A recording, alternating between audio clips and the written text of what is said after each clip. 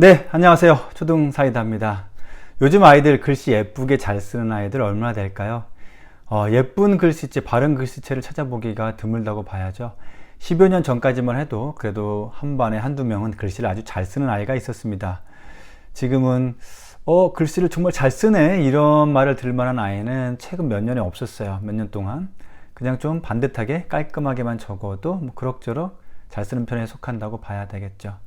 몇 년 전에 시험지 채점을 했는데 이름을 못 알아볼 정도로 적은 아이가 있었어요. 어지간하면 이름은 대충 적어도 알아보거든요. 근데 그 친구는 도무지 알아보기가 어려워서 결국엔 명렬포를 보고 다른 아이들 이름 지어나가면서 알았던 기억이 있습니다. 이렇게 이전보다 글씨체가 바른 아이가 드문 이유가 뭘까요? 가장 결정적인 이유는 이전보다 학교에서 연필 글씨를 훨씬 덜 쓰는 데 있다고 보면 맞을 거예요. 받아쓰기가 학생들에게 부담을 준다는 이유로 1, 2학년 때 받아쓰기를 거의 안 하죠. 전에는 받아쓰기 준비하기 위해서라도 이제 집에서 미리 연습을 하고 왔는데 이젠 그럴 필요가 없어진 거죠. 그리고 학교에서도 이제 태블릿 PC를 이용해서 수업하는 경우가 많아졌고요. 과제 제출도 온라인으로 하고요. 공책에 뭔가를 써서 검사받는 경우가 거의 없다고 봐야 되겠죠. 칠판에 선생님의 판서를 공책에 따라 쓰는 일도 이제 거의 없고요.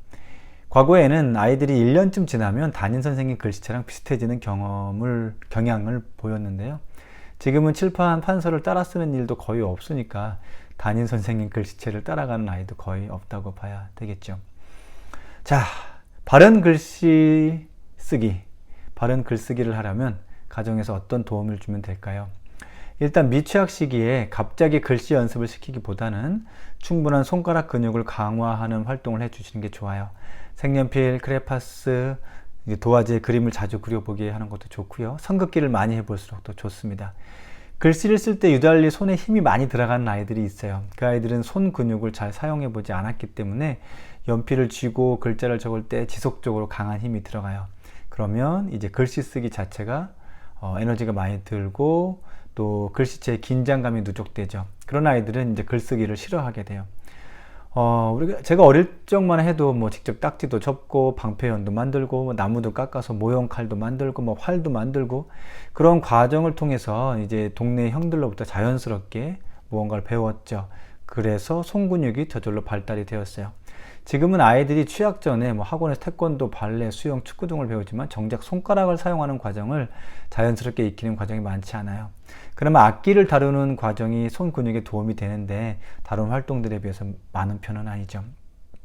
자, 바른 글씨 쓰기를 연습을 해도 그때뿐이고 다시 공책에 또 글을 쓸 때 보면 엉망인 경우가 있어요. 이거 어떻게 해야 될까요?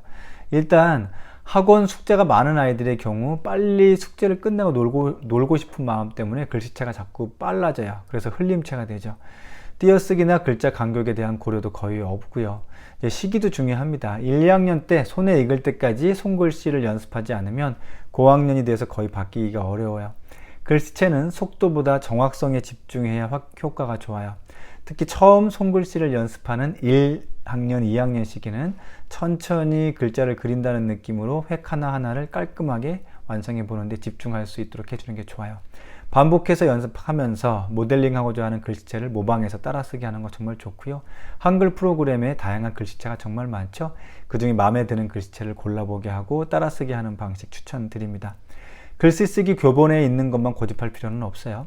고학년의 경우에는 글씨체를 바꾸게 하기보다는 전체적인 큰 틀을 신경 쓰게 하는 게 좋아요. 일단 글자가 위아래로 흔들거리지 않게 집중하게 해주면 긴 글을 썼을 때 전체적으로 안정감 있는 모습을 유지하게 되죠.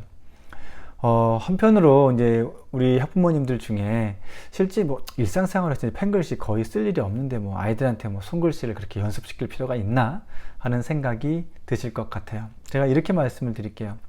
물론 이제 어른이 돼서 직장에서 펜글씨 쓸 일 거의 없죠. 이제 글씨체에 신경 쓰기보다 글 내용에 더 신경 쓸 필요가 있다고 여겨지실 수도 있어요. 그런데 다른 관점에서 볼 필요가 있어요. 뭐냐면 초등 시기에 손가락을 자주 사용할수록 아이 뇌에 좋은 영향을 줘요. 연필을 쥐고 글자를 쓰는 행위 자체만으로도 뇌에 많은 영향을 주는데요. 러시아의 유명한 심리학자 뷰고츠키는 손가락 운동이 인지 발달뿐 아니라 언어 개발에 중요한 역할을 한다고 주장을 했어요. 비단 뷰고츠키뿐 아니라 많은 심리학자 및 연구들이 일관되게 말하고 있어요. 손가락 사용이 신체 운동 발달뿐 아니라 인지력에도 상당한 영향을 준다. 그런 견지에서 펜글씨를 배우고 익히는 과정 자체만으로도 인지 발달에 중요한 어떤 초등식에 긍정적 영향을 줄 거라는 예상을 충분히 해볼 수 있죠. 그리고 학교에서 보면 선생님들이 이제 아이들 글씨체만 봐도 어느 정도 파악되는 부분들이 많아요. 자녀의 글씨체에 신경 써주시는 게 우리 아이에 대한 긍정적 이미지에도 좋죠. 자, 그러면 교실에서 아이들의 글씨체만 봐도 어떤 것들이 파악된다는 건가? 일단 글씨를 바르게 잘 쓴다는 건 그것만으로도 그 아이의 유년 시절이 유추가 돼요. 예의 바르게 행동하는 아이를 보면서 가정교육이 유추되듯이 글씨체를 보면서도 유추되는 게 있어요.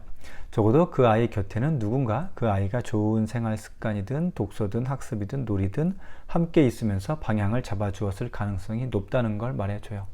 특히 5살에서 8살 사이에 초등 입학 전후에 누군가 옆에서 글씨를 바르게 쓰도록 지도해 줄 만한 충분한 케어를 받았을 가능성이 높다는 걸 보여주는 거죠. 주로 혼자 놀았거나 어른의 개입 없이 형제들 간에 오랜 시간을 보낸 아이들의 경우 글씨체나 문장 형태가 일정하지 않죠.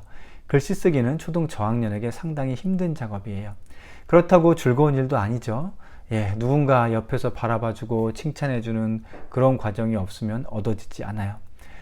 이런 유추는 글씨체만 보고도 일반적으로 충분히 예상할 수 있죠. 그리고 생각보다 아이들 글쓰기 공책을 검사하면서 정말 세밀하게 많은 것들이 보여요. 자, 세밀하게 어떤 것들이 보일까요?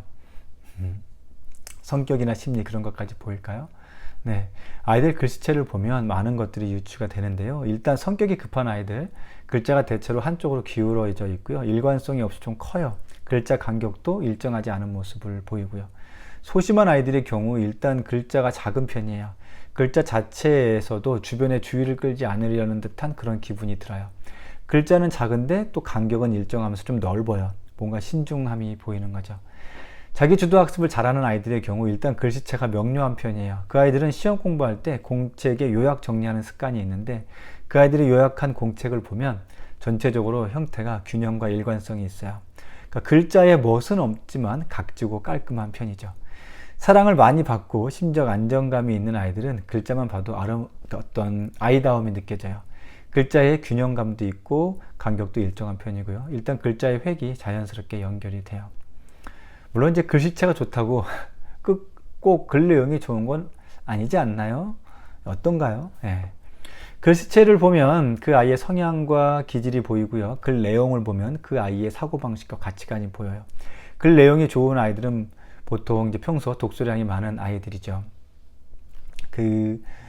일주일에 한 번씩 글쓰기 숙제를 검사하는데요. 대체로 보면 글을 잘 쓰고 이제 사고가 자유로운 아이들이 글씨체도 좋은 편이에요. 여기서 좋다는 게 이쁘게 쓰는 걸 말하는 게 아니에요. 내용은 자유롭고 톡톡 튀는데 어떤 띄어쓰기는 바르고 문장 형태가 일관성이 있거든요. 글자가 위아래로 흔들리지도 않고 안정감 있게 나아가죠. 그 아이들의 글을 읽고 있으면 그것만으로도 오히려 제 마음이 안정되고 어떤 정화되는 그런 느낌을 받아요. 글쓰기 검사를 하면서 기분이 좋아지죠. 글씨는요 그냥 만들어지는 게 아니에요. 어떻게 보면 삶이 반영되어 있다는 생각도 들어요.